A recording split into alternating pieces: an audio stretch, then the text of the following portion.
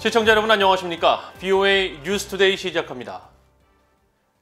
북한의 가상화폐 해킹 활동은 앞으로도 계속 이어질 것이라고 유엔 안보리 대북제재위원회 전문가 패널이 지적했습니다. 또 북한 해외 파견 노동자들의 활동이 계속해서 이어지고 있는 가운데 특히 중국과 러시아 등에서 활동하는 IT 관련 전문가들의 활동을 주시하고 있다고 밝혔습니다. 첫 소식 오택성 기자가 보도합니다. 유엔 안보리 대북제재위원회 전문가 패널 중 금융과 경제 부문을 담당하고 있는 에런 아놀드 의원은 영국의 합동군사연구소 루시가 주최한 웨비나에 참석해 가상화폐를 노린 북한의 해킹 활동이 계속될 것이라고 전망했습니다. This is a substantial revenue stream relative to their traditional. I guess we could say that cryptocurrency, is a significant component of that. 아놀드 위원은 그러면서 가상화폐 가격과 돈 세탁 역량은 북한의 해킹 동기를 제공한다고 지적하고 북한은 가상화폐 해킹 후 돈 세탁 과정을 정교화하면서 이를 성공으로 보고 계속 이어갈 것이라고 분석했습니다. 최근 가파르게 오르고 있는 가상화폐 가격 역시 북한이 공격 대상으로 생각하게 만들 수 있다고 덧붙였습니다. 아놀드 의원은 이어 북한의 불법적인 자금 확보로 전문가 패널이 주목하고 있는 분야는 북한 해외 파견 노동자, 특히 IT 분야 파견 노동자라고 밝혔습니다. 이들은 주로 앱 개발이나 웹 스크래핑 등을 맡고 있으며 해킹 수익 자금에 비해 버는 돈은 적지만 시간이 갈수록 더 큰 네트워크를 만들어 상당한 수익을 만들어낸다고 지적했습니다. DPRK continues to have significant overseas labor networks. IT labor is another sort of significant area. And a lot of that, the IT labor is predominant, again, in China, East Asia, Russia, Eastern Europe. 아놀드 의원은 또 각국의 제재인과 관련해서도 허점이 많다면서 아프리카 세네갈에서 벌이는 북한의 만수대 해외 프로젝트 활동을 예로 들며 민간 금융기관 차원의 주의와 비슷한 사례에 대한 경고가 필요하다고 밝혔습니다. They've switched to a new trading name, but they haven't quite switched the domain yet, and so they'll use their old email address on a contract, or bank, account, bank application. 아놀드 의원은 이어 현재 코로나 상황으로 인한 이동 제한 등으로 대북 인도주의 지원이 모두 중단된 상황을 거론하면서 현재 인도주의 지원단체들이 대북 제재의 영향으로 활동에 필요한 자금을 들여오지 못하는 부분에 대해 제재비 차원에서 해결 방안을 찾기 위한 논의가 이루어지고 있다고 설명했습니다. 그러면서 아직 확실히 정해진 것은 아니지만 올해 3분기까지 대북 인도주의 지원 운영과 관련한 지원단체들이 자금을 활용할 수 있도록 금융기관에서 적절한 조치를 취할 것이라고 말했습니다. VOA 뉴스 오택성입니다. 북한의 핵과 미사일 프로그램은 미국을 비롯한 동맹과 협력국 모두에게 심각한 도전이며 바이든 행정부는 대북 정책 검토 작업을 신중히 진행하고 있다고 미국 국무부가 밝혔습니다. 네드 프라이스 국무부 대변인은 8일 정례 브리핑에서 대북 정책 검토 작업이 지연되느냐는 질문에 지연은 아니라면서 중요한 결정에 대한 신중한 검토가 이루어지고 있고 이는 북한 문제에도 적용된다고 설명했습니다. 그러면서 북한의 핵과 탄도미사일 프로그램은 미국을 비롯해 인도태평양 영내 동맹과 협력국에게도 심각한 도전이라며 그렇기 때문에 많은 것들을 확실히 하고자 한다고 답했습니다. 또 과거에 시도됐던 대북 정책을 잘 이해하고 있는지 확실히 하길 원한다면서 이전 정부의 대북 접근법과 전략에 대해 당시 정부 관계자들과도 폭넓은 협의를 거치고 있다고 거듭 강조했습니다. 피지 주재 미국 대사관이 지난달 24일부터 4월 1일까지 피지 내 민간 금융기관과 통신사, 정보부처, 사이버 보안 전문가 등 37명과 함께 북한의 공격적인 해킹 기법에 대한 가상 워크숍을 진행했다고 밝혔습니다.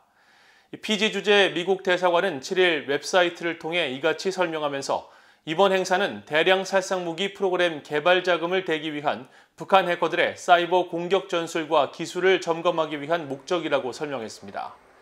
대사관 측은 북한이 국제사회의 대북 제재를 위반하며 자금 조달과 돈 세탁 목적으로 계속 피지를 사이버 공격 대상국으로 겨냥하고 있다는 유엔의 보고가 있었다고 지적했습니다.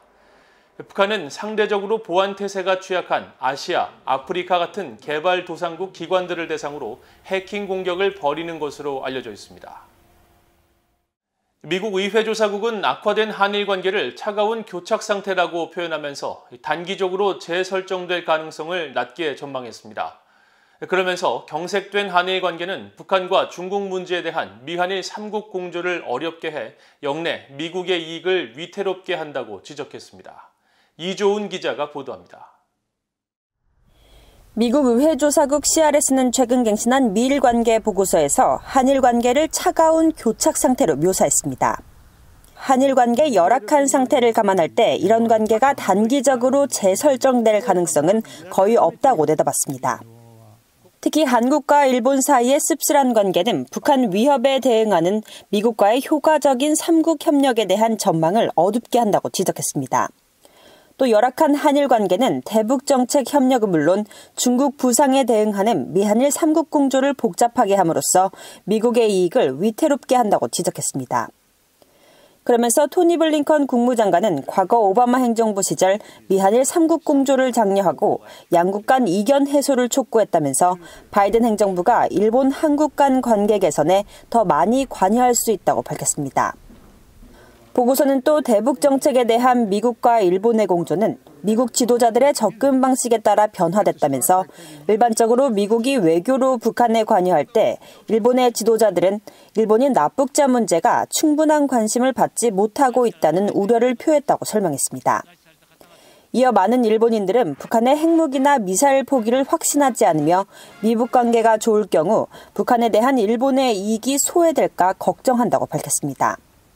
보고서는 지난 몇 년간 국제 환경은 미일 관계 조정에 압력을 가할 수 있는 방식으로 바뀌었다고 밝혔습니다. 북한은 핵무기와 미사일 프로그램을 가속화하고 중국의 경제력과 군사력이 크게 성장하면서 중국과 북한의 도전과 위협은 더 날카로워졌다는 겁니다. 보고서는 이어 미국, 일본, 호주, 인도 4개국의 안보협의체 쿼드와 관련해 일본은 한국이 참여하지 않는 쿼드 4개국 모임을 추가적인 이점으로 여길 수 있다고 밝혔습니다. 의회조사국 보고서는 그러면서 일본과 한국은 종종 사이가 좋지 않고 미국과 한국, 일본의 긴밀한 3국 협력에 대한 미국의 독려에 반대했다고 지적했습니다. VA뉴스 이조은입니다. 도널드 트럼프 행정부에서 안보 문제를 담당하며 김정은 북한 국무위원장과 2차례 만났던 존 볼튼 전 백악관 국가안보보좌관이 북한의 비핵화 의지에 회의감을 드러내며 싱가포르 정상회담 합의는 북한이 내놓은 또 하나의 헛된 약속이라고 주장했습니다. 존 볼튼 전 보좌관은 8일 VOA 워싱턴 톡과 가진 단독 인터뷰에서 바이든 행정부가 트럼프식 톱다운 외교 방식을 이어가야 하느냐는 질문에 그렇지 않다면서 탑다운 방식은 작동하지 않았다고 말했습니다.